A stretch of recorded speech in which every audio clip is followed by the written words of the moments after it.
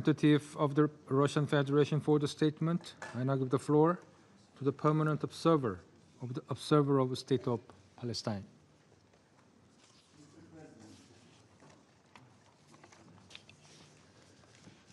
Allow me at the outset to thank the Korean presidency of the Security Council for convening this important meeting, and to thank the OIC countries, members of the Council, for requesting this meeting to highlight the horrific situation in Gaza as world leaders meet here in New York.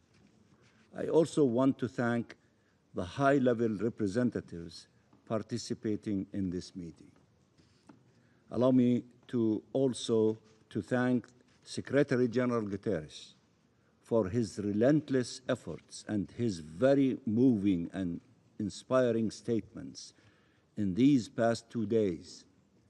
And through him, we wish to extend Palestine's gratitude to the entire United Nations and its personnel on the ground, with remembrance of those who were killed while trying to save lives in the midst of this genocide. Mr. President, we just adopted a declaration on protection of humanitarian personnel on the North Lawn Sunday afternoon. This Council has adopted resolutions on protection of civilians, including children and women and humanitarians and journalists. In Gaza, not only do they not benefit from protection, they are primary targets of the Israeli onslaught. Mr. President, the Palestinian people have suffered from the denial of their existence for decades. Now they are being confronted yet again with an attempt to destroy our nation altogether. Recognition of the State of Palestine is an affirmation that the world rejects such denial, rejects the attempts at our destruction, and supports our right to existence, our right to self-determination.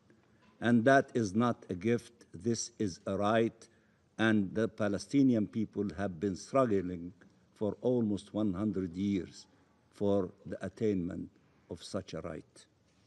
It was not born recently. It is also a clear indication that the international community refuses to abandon the rule of international law and refuses to abandon the two-state solution, the only path to regional peace and security. This recognition is not taking place in a vacuum.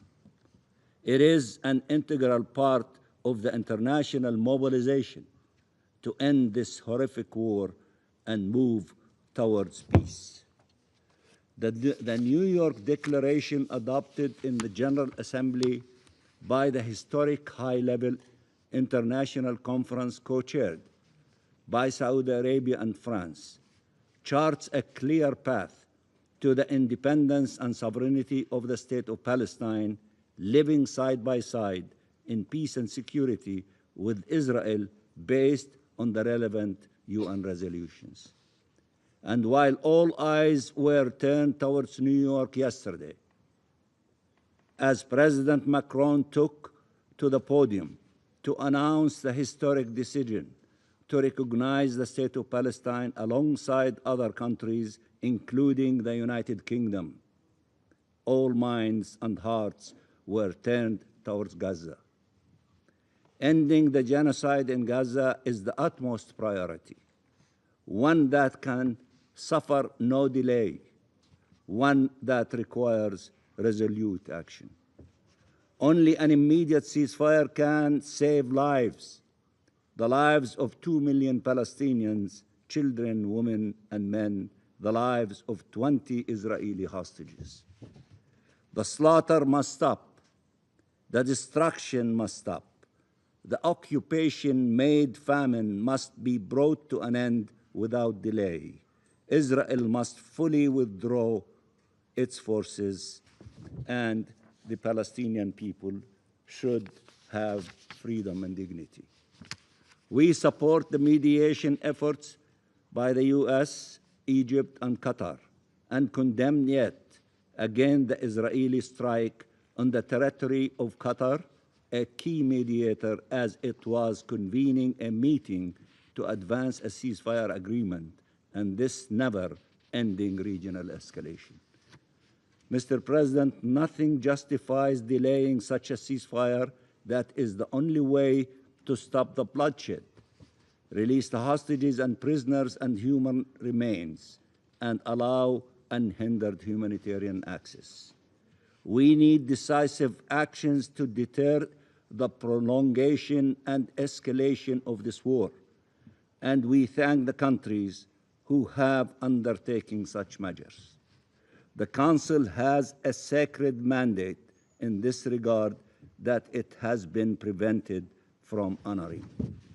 I thank Algeria and the E10 for relentless efforts and for putting forward last week a draft resolution to yet again pursue such an immediate and unconditional ceasefire, and I thank the 14 members of this Council who supported such a draft resolution that was blocked by a veto.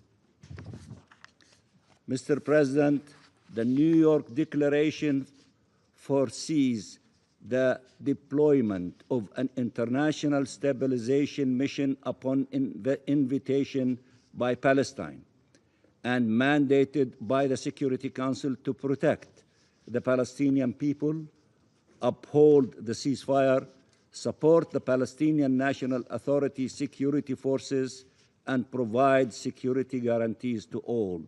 This must be supported. The Gaza Strip must be reunified with the West Bank under the Palestinian Authority as reaffirmed repeatedly by this Council.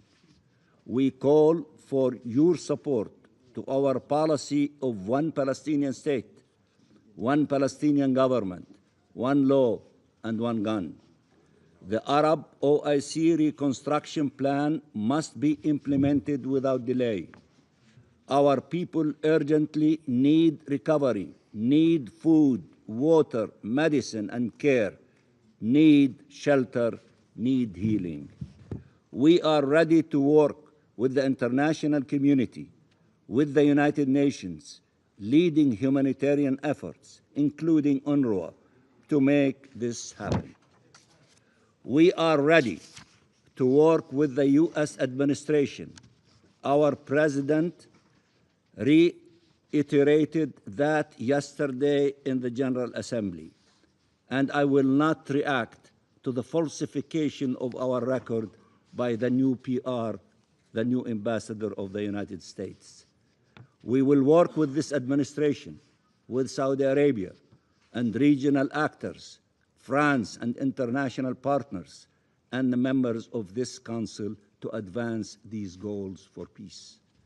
Mr. President, Palestinians are not lesser beings. We are entitled to life and liberty and dignity. The horrors inflicted by Israel upon our people in Gaza can have no justification. Colonization and occupation have no justification. We are not condemned to live under perpetual occupation, nor are Palestinians and Israelis are condemned to perpetual war. We are committed to peace in words and deeds, and we will honor our obligations. But Israel must also be made to respect its obligations. It is not only one-way street. No genocide, no dispossession, no forcible displacement, no colonization, no annexation, no occupation. A change in long overdue and sea change we are seeing across the world in support of Palestinian self-determination and independence, in support of peace and security, must lead to a fundamental change on the ground. Save Gaza, save Palestine, save peace. Thank you, Mr. President.